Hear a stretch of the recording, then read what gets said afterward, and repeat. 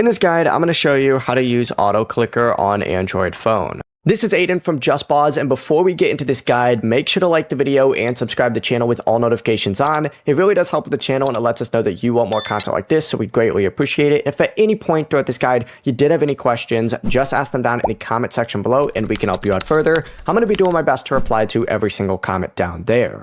First things first, go ahead and open up the Google Play Store and you need to go ahead and tap search down at the very bottom. Once you select search, go ahead and search specifically for auto clicker. So type in auto.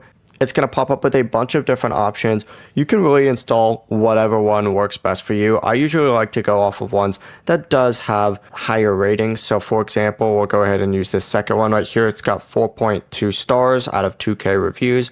Go ahead and hit install. And what it's going to do is start downloading for you.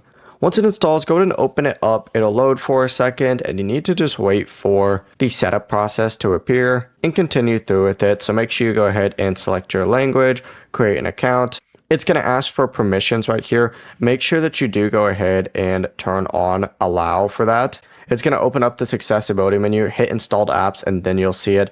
And you just need to go ahead and tick that on just like so. Once you do that, you can go ahead and change the settings for it. You can set the intervals. It's completely up to you. But just hit start and it'll go ahead and start doing it. Sometimes you're going to have to watch ads as well, but that's the entire process.